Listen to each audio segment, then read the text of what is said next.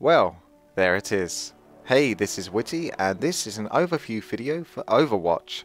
Overwatch is an approachable multiplayer shooter focused on team-based play around map objectives. So the story for Overwatch is that it's a highly fictionalized version of Earth set roughly 60 years in the future from now.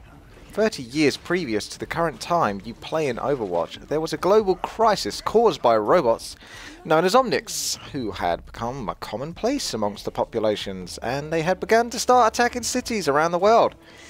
So, the nations of the world were unable to deal with this crisis internally, so they pulled together their resources to create a strike team called Overwatch to take down those responsible for the Omnic crisis. Overwatch restored peace to a war-torn world. However, over the next 25 years roughly, Overwatch's influence waned as time passed, and they were eventually disbanded. With Overwatch gone, the world had darkened greatly in the last 5 years. Now, the world is in need of heroes once again. You know, the world could always use more heroes. You can find out more about Overwatch at playoverwatch.com, where you can sign up for the beta scheduled to be released sometime in 2015. So, Overwatch is a game about heroes rather than classes, with 12 playable characters currently, with more to come in the future. Each hero boasts a strong personality and background to support their unique gameplay style. So let's take a look at the roles, heroes and abilities that are available for players to choose from. Playing as the offense role, you can select from heroes specialised in scouting, harassing and pressing the objectives with high damage to quickly take down opponents.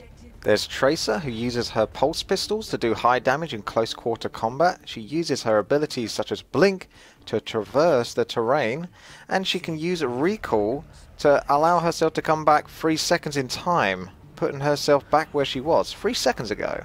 Her ultimate ability is Pulse Bomb, which basically just blows everything up. Then there's Reaper, who uses his Hellfire shotguns to tear apart opponents, his Wraithform ability to move through opponents whilst taking no damage, his Shadow Step to allow him to teleport to a location, and his Death Blossom ability to do a massive area of effect damage with his shotguns. There's Pharah, whose rocket launcher does a high amount of damage in a wide blast radius. Her Jump Jet ability allows her to fly around the map. She has Concussive Blast, which allows her to push back opponents and do a massive damage to shields and barriers, so useful versus utility items. And then there's Barrage, her ultimate ability, which does a ridiculous amount of damage to a whole group of enemies, providing they're in the same area. Then there's Hanzo, who can climb up walls to get to perching points and use his Storm Bow to attack opponents. He's got abilities such as Sonic Arrow, which allows him to see through walls, allowing him to basically locate opponents much easier. He can use Scatter Arrow to bounce attacks off walls and hit multiple opponents. And then there's Dragon Strike, his ultimate ability, which travels through the air in a line, doing massive damage to anything it touches. Playing as the defense role, you can select from heroes specialized in guarding locations, creating choke points and establishing a front for your team to secure positions and objectives. Heroes that fit this role are heroes such as Widowmaker, whose Widow's Kiss sniper rifle can pick off opponents from a large distance. She has abilities such as Grappling Hook to get to hard to get to places and evade opponents chasing after her.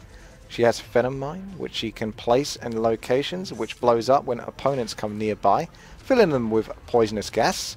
And then her ultimate ability, Infrasight, allows her to see the heat signatures of her targets through walls and allows her allies to also see this, so it gives everyone a lot of vision of what's going on.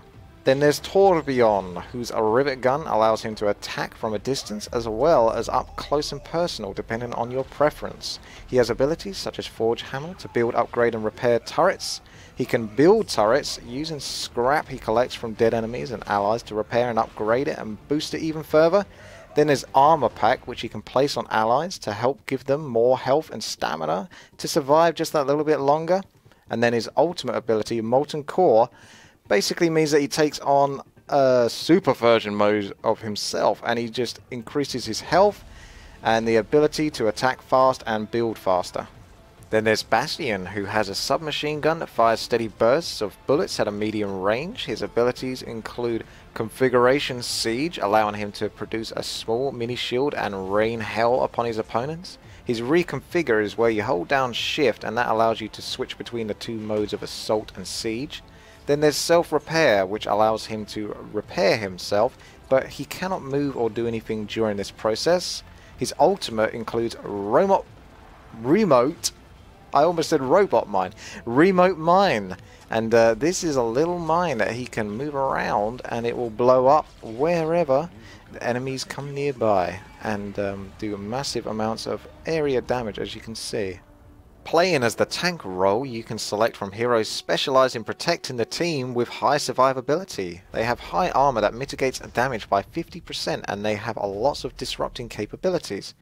Heroes such as Winston, who has the Telsa cannon, basically a lightning gun, and then he has abilities such as Jump Pack to allow him to get to various locations on the map and stagger opponents whenever he lands nearby. He can project a shield which protects allies inside, and they can attack opponents from within inside the shield as long as it holds. Then there's Primal Rage, his ultimate ability, which basically means he takes on even more health and becomes even harder to kill. He just goes into an utter rage, attacking everything nearby, but he can only use his melee abilities. However, he does have access to more jump packs than usual.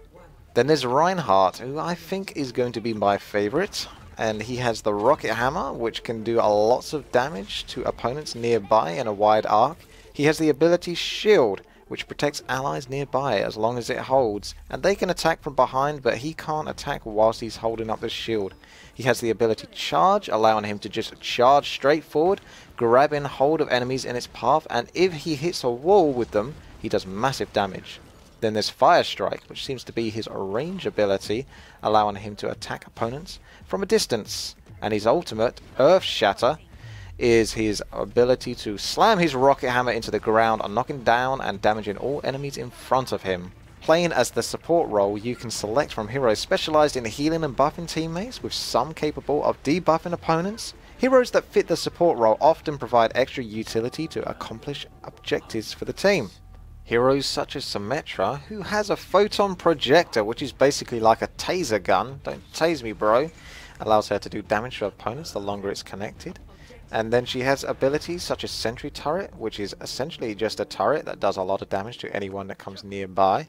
Then she's got Photon Shield, allowing her to protect allies with a large shield, and it keeps them alive as long as they stay alive. There's a conundrum. Then there's Teleporter, and that's her ultimate ability. That allows her and her allies to travel through the teleporter and get back into the action fast, particularly if they're having a situation where they're wiping very quickly and they need to get to the objective ASAP. Then there's Mercy with a Caduceus staff that allows her to connect to an ally, either restoring their health or increasing the amount of damage they deal. With her Caduceus blaster, she can defend herself in emergency situations. With her Guardian Angel ability, she can fly towards an ally and get there quicker to heal them up or increase their damage. Then there's Angelic Descent, which allows her to slowly fall towards the ground, reducing the amount of damage she might take. Her ultimate ability, Resurrect, allows her to bring back nearby allies from the death and allow them to fight once again with full health. Last but not least is Zenyatta, who can use his Orb of Destruction to project his destructive energy orbs either individually or in a rapid fire volley after a few seconds spent gathering power. He can place an Orb of Harmony on an ally, healing them over time, or he can place an Orb of Discord on an enemy that allows them to take extra damage whilst it's up. But this can only be placed on one enemy at a time. His ultimate ability, Transcendence, allows him to become immune and does lots of healing towards himself and nearby allies. Overwatch will be playable with a variety of maps, focusing on 6 vs 6 team play with objective-driven games, such as Payload, where the attacking's team objective is to move the payload to a delivery point, while the defenders must halt the attacker's progress until the time runs out. So in order to keep the payload moving, the attacking team needs to stay on it or near it, otherwise it slowly falls back. So there's extra little mechanics in there that make it much more interesting to play. Then there's Point Capture, so there's 2 maps for this. Point Capture is where 2 teams battle over control of the map. One team on offense, the other team on defense. The attacker's goal is to capture critical objectives, while the defenders must maintain control over them until the time runs out. So Temple of Anubis is one of the maps for this, as well as Hanamura, another map. And it has been stated that there will be no team deathmatches. The main focus of Overwatch is once again on those team play objective driven games, so expect many more games and maps that focus on mechanics and objectives. So there's a few last things I'd like to cover for this overview of Overwatch that we'll learn at BlizzCon. You can swap heroes during the game, so every time that you die you can change your hero to adapt to the situation.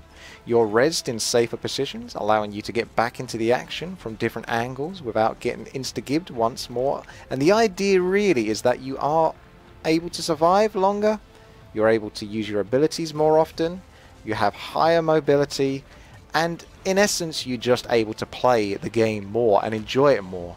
And one last thing was that something that Thomas mentioned to me. That guy, what's called Pracky, and he thought that basically what this game is, Overwatch, is that it is essentially a broken down version of Titan rebuilt into another format that could work. And I think this can work.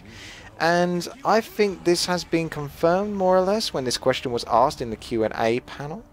Judging from the response from Chris Metzen, I would say the answer is yes. He basically politically correctly answered the question, if that makes sense.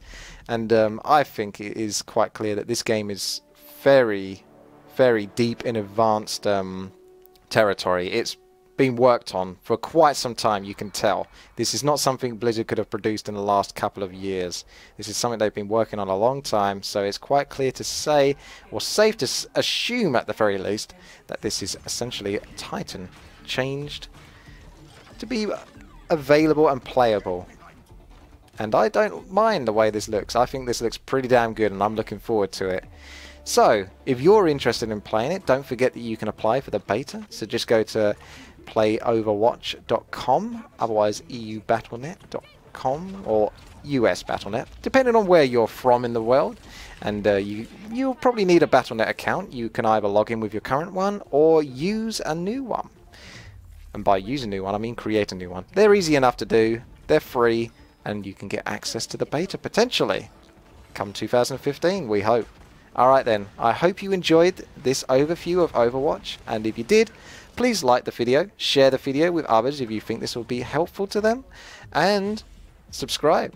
Thanks again, take care of yourself, I'll see you later. This is WTii, bye bye.